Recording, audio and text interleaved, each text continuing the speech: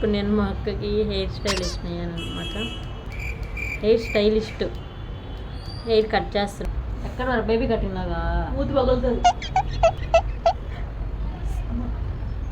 కొత్తిమీర కట్టే మేలు. నేనేంది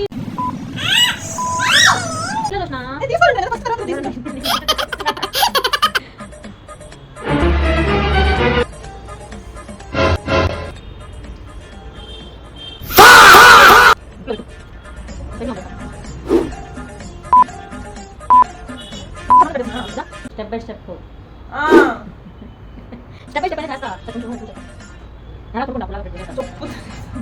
మేము నీట్గానే చేస్తామే.